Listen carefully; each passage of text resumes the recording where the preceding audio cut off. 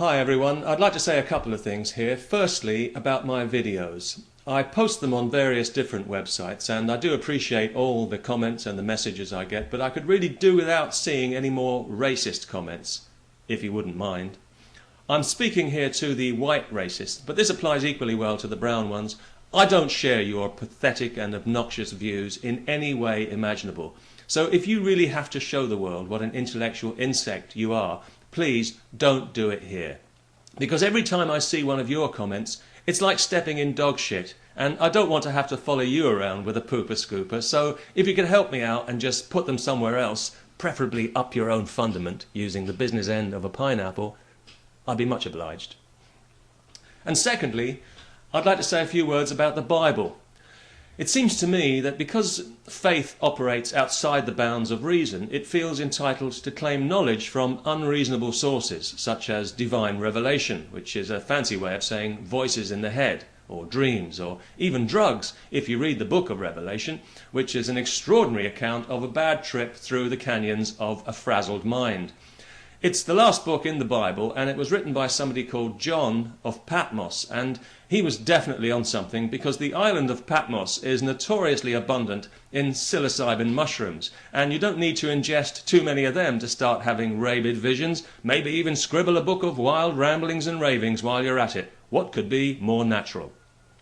Although reading Revelation, I don't get the impression of anyone actually having written it so much as shouted it while hanging upside down by his ankle from a bell tower, or scrawling it in his own blood on the city walls. It's fair to say that I'm not entirely convinced that this is the product of a healthy mind. Of course, I have to balance these doubts against the counter-argument, which is, but it's in the Bible, so it must be true, because the Bible is the Word of God, because it says it is, so it must be true, because the Bible is the Word of God, etc., etc. Clearly, for some people, God doesn't move so much in mysterious ways as in ever-decreasing circles. I wonder if he goes in the opposite direction in the Southern Hemisphere. Maybe somebody can write and let me know. But I find it quite ironic that some Christians would like to ban the Harry Potter books in case their children turn to witchcraft and away from Jesus, as opposed to turning to Christianity and even further away from Jesus from what I've seen. Jesus camp, anyone? I don't know about you, but I smell sulphur.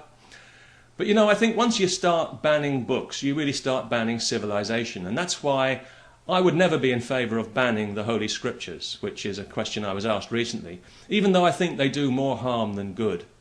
I think the Bible, and the Quran for that matter, are very ambiguous books to quite a dangerous degree, because they both preach peace, as they often claim to do, yes, but they also preach violence. So really, it depends what you're actually looking for when you open the book, because that's pretty much what you're going to find. And if you choose to read it literally, well then yes, you've got yourself a charter for barbarism. But if you approach it as the inspirational text that it was doubtless meant to be, well then you can access a world of some subtlety and wisdom. But you have to actually want to do it. And unfortunately, too many people prefer dogma to enlightenment. They'd rather use their holy books to reinforce their own narrow prejudices and then try to impose them on everybody else. Like cavemen using a flashlight as a hammer. They've missed the point completely, and for me, this is the most depressing thing about the Holy Scriptures. But since we are using them to lay down rules of behaviour for other people, it's clear to me from the New Testament that anyone who goes to church on a Sunday is a blasphemer. Because Jesus specifically said, don't pray in public. Keep your religion to yourself, didn't he? In the Sermon on the Mount, I think it was, Matthew 6, verses 5 and 6. Don't be like the hypocrites, he said, who pray in the synagogues and on the street corners where they can be seen. He said, no, not you. You go into your closet and shut the door and pray to God in secret, and God will hear you in secret and reward you openly. That's what he said. Keep your religion to yourself. It's right there in black and white in the Queen's English in the Holy Gospel. How much more true could it possibly be? Clearly, therefore, every Christian church is nothing but a halfway house on the road to hell. And don't blame me, I didn't say it, the Bible did. Peace and all that jazz.